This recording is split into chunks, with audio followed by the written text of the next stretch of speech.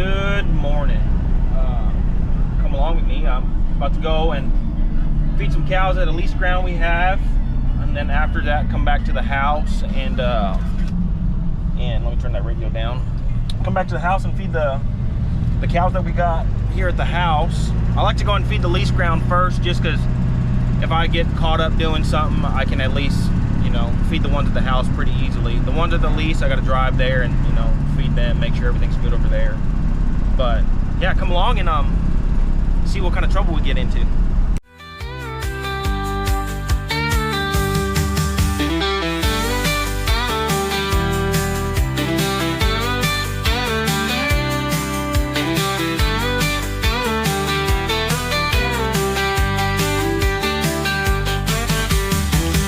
Let's go over here and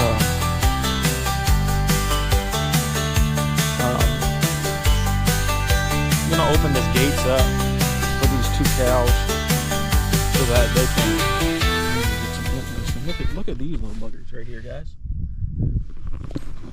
Them are big ones. I'm gonna open this gates up so that these cows can kind of move around in these pens a little bit, get them used to it. I don't know if they've been through a set of pens. That's kind of a mystery when you buy these cows from these sale barns. But we're gonna head over here and open these gates up. I've been having them stay in this pen because I got one of these pens that is just covered in grass. So I've been keeping them up here, but I'm thinking I'm just gonna get them opened up so they can, for one, eat down these pens and then get them used to moving through them. Because I feel like I've had some cows come through and they just don't know how to walk through pens and move and flow through them like how they should be. So I'm going to try and get ahead of the game a little bit and see if maybe this helps a little bit. I just got done building this. I built these a couple months ago. I didn't build that lead up, but I built all these. It took me about 2 months. We probably didn't need a hydraulic chute, but I decided to just kind of, buy once, cry once kind of thing. But we used it to work a bunch of cows and it worked pretty good. We're using, this is a True Test scale setup and it works really good. Honestly, I have zero complaints about it, and it's been a really good scale setup. The only thing that I did not do, and I'm regretting it, because I had bigger plans to finish out a whole lot more than this, and it just never happened, guys. So the only issue is when you cut them out through there, they go out to the big pen. I wish right here there was another gate to cut them into this alleyway, because if you need to bring one back, you're kind of up the creek, you know what I mean? So it's a pain on them two cows. But I'm gonna go over here and I'm gonna open up all these pens so that they can get in here and just get used to it and eat down whatever the heck is in here. Well, this gate goes over the back. Messed that one up a little bit, but yeah, we'll get them opened up, guys, and then go from there.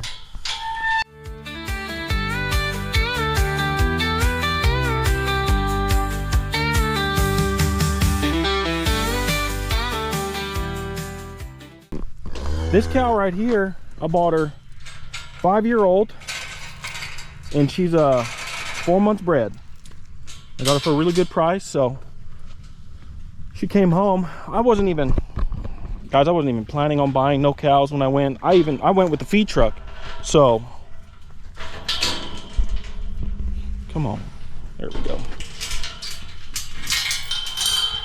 I had no intentions on buying any cows, so I had to go back with the dang trailer. You're all right, Mama.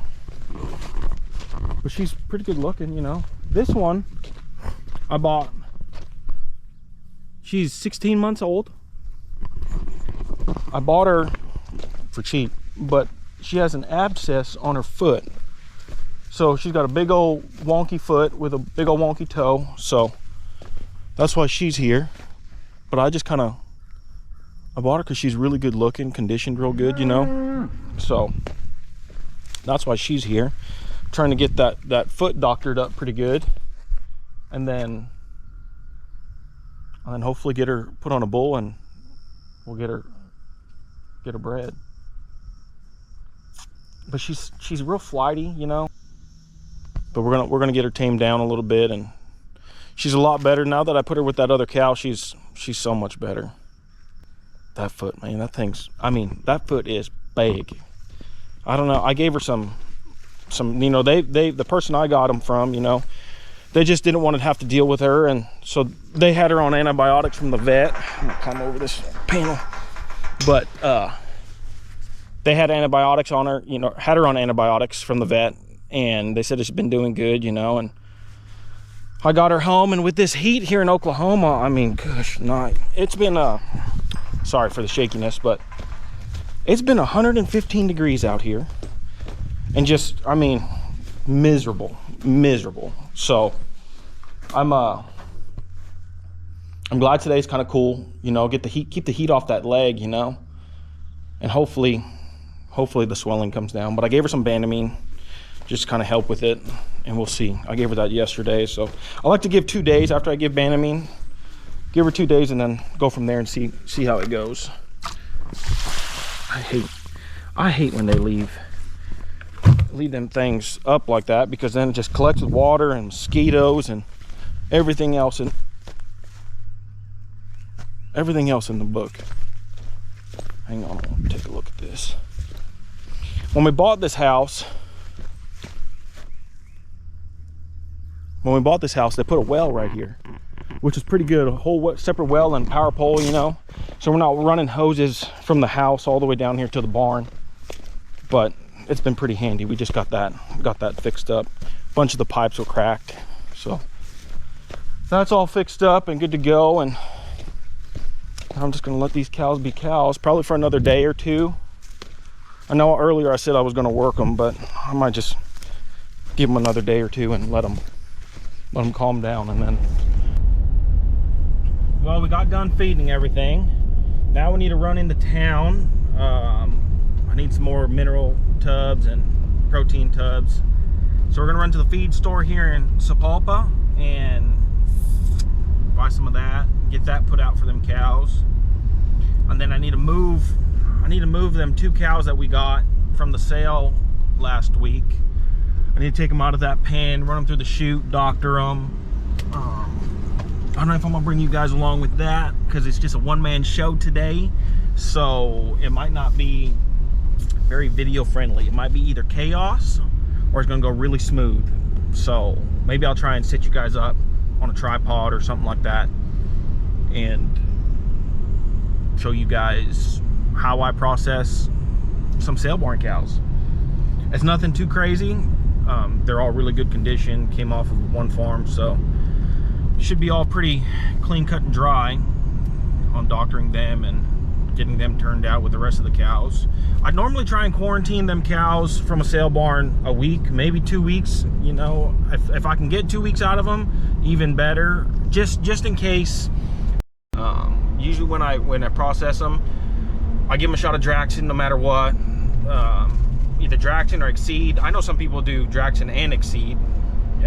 It might be overkill, but to each their own. I give them a wormer and then a pour on. I don't inject wormer and do an oral. It's either a pour on wormer and an oral, or a pour on and injectable. I've just heard you can't do, you know, 2 of them at the same time, injectable and oral. Whether that's true or not, I don't know, but I'm just gonna roll with what I've been taught. Other than that, I don't really have a whole lot going on today, guys. I need to go run. There's a question I need to ask everyone, and I want everyone's opinion on it.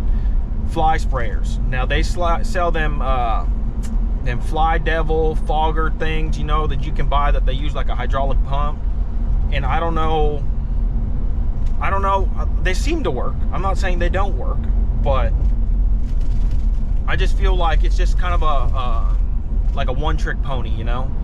So what my plan is, because I tried this little cordless like DeWalt pressure washer out of a 5-gallon bucket, and it worked really good, but that fly spray mix, it I think it either ate the seals out of it or something, you know. I'm sure I did something wrong. I'm not saying that it doesn't work, but it did work pretty good.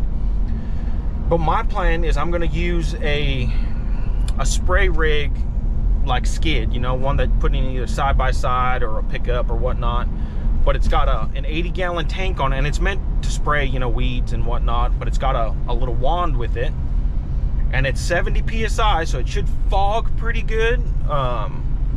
And I'm gonna give that a try, because I can spray them cows with it, you know, during the summer, and then I can still wash it all out, get it cleaned out, and I can run herbicide through it, or, you know, some sort of weed killer, grass killer, whatever I decide to run through that. But it's kind of more where I can use it for more than one thing. Sorry, I'm trying to merge on this highway and try not to get in a wreck. It's probably not the safest thing to do, so I don't suggest anyone do that, but here we are. We're doing it because I'm a one-man crew today, and I'm doing all the videoing myself. So I'll take you guys along when I go buy that spray rig and show you how I set it up and how I'm going to use it, and maybe it'll help you guys out. I seen it on another outfit. They were using it, and it seemed like it worked really good, so I'm hoping it works good for me. But with my luck, if your guys' luck is anything like my luck, it's not going to work out that way. So all right guys, this is probably the worst thing and the most petty thing to gripe about, but I don't know how many of y'all have been to a Maverick, but the pumps shut off at $100. No problem. I go inside and I pay. I just run the card so that it fills the truck all the way up, because it takes more than $100 these days to fill up a diesel truck. I go in there, they give me my receipts. I come out, pump don't work. Swap to a different pump. Go in there, they swap me to a different pump. I swapped 3 different pumps. Finally, I go in there and another guy's like, oh, well, when you prepay, we give you an authorization code. Okay, I didn't know that. Well, then I have 3 codes. Which one do I use? They said you need to try all 3. Like, come on, man. You can't tell me like which one that I need to use. So, again, it's petty. I know it's not a big deal to most people, but for me, it's a lot of walking back and forth and driving and moving pumps. So maybe it's just me. You guys let me know if I'm the only one in this boat.